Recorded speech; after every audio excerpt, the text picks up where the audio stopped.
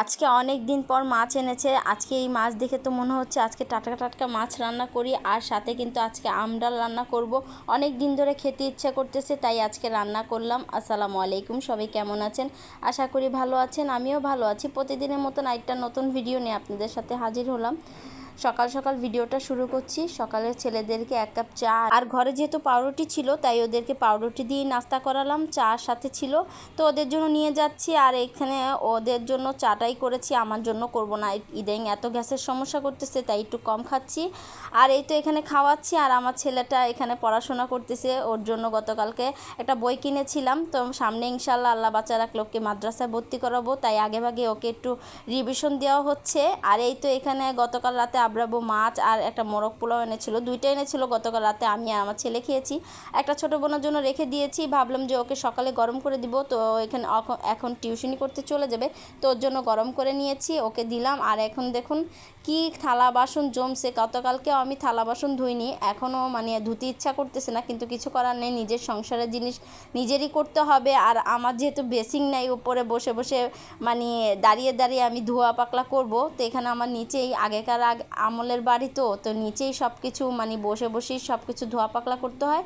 আর এখানে সব কিছু এক এক করে ধুয়ে নিচ্ছি। ধোয়া শেষ হলে এখন আব্রাব্বু কিছু মাছ এনেছিল, তো গতকালকে এনেছিল রাত্রেবেলা। তো রাত্রেবেলা আর আমি এগুলো কোনো কাজকর্ম করি নেই, ভালো লাগে না। তো এখন এই তো সকালে উঠে নামিয়ে রেখেছিলাম, আর এখন এই তো এখন ধোয়া সুন্দর করে ধুয়ে ফ্রিজে রেখে দিব। আর আজকে মাছ দেখে তো মনে হচ্ছে একটু টাটকা মাছ রান্না করি, যেহেতু আজকে বৃহস্পতিবার ফাঁকিবাজি রান্না করতে ইচ্ছা করছিল। মানে আজকে কিছুই রান্না করতে ইচ্ছা করছিল না, তবুও ভাবলাম যে একটু পাঙ্কাশ মাছ ভুনা করি, অনেক দিন ধরে পাঙ্কাশ মাছ খাওয়া হয় না। আর এখানে আব্রাব্বু কিছু জামরুল এনেছিল, এই জামরুলগুলো একদম পাইসা পাইসা বলতেছে যে তুমি এগুলি মরিচ দিয়ে মেখে খাবে। আর এই তো কিছু মানে পাঙ্কাশ মাছ নিয়ে নিয়েছি, এগুলি সুন্দর করে এখন ভেজে রান্না করব। আসলে টাটকা মাছ খাওয়ার মজাই আলাদা। দুপুরে কিন্তু অনেক সুন্দর বৃষ্টি এসেছিলো, আমি যখন রান্না করতেছি, রান্না করতে করতে বৃষ্টির ওয়েদারটা এত ভালো লেগেছিলো, ভাবছিলাম যে কবে যে একটু খিচুড়ি খাবো মন মতন। আব্রাব্বু আবার খিচুড়ি খেতে পছন্দ করে না, তাই আর করা হয় না। তো ইনশাল্লাহ একদিন খিচুড়ি করব, প্রতিদিনই করব, যখনই বৃষ্টি আসবে তখনই করব, কিন্তু আব্রাব্বুর জন্য খাওয়া হয় না। যাই হোক, এখানে এই তো মশলাটা ভালোভাবে সুন্দর করে কষিয়ে এখন মাছ এক এক করে দিয়ে দিচ্ছি। আমি আবার একটু অন্য স্টাইলে রান্না করতেছি, মানে সব কিছু মাছ দিয়ে তারপর সুন্দর করে গরম পানি দিয়ে দিয়েছি। গরম পানি দিলে না স্বাদটা কিন্তু অটল থাকে।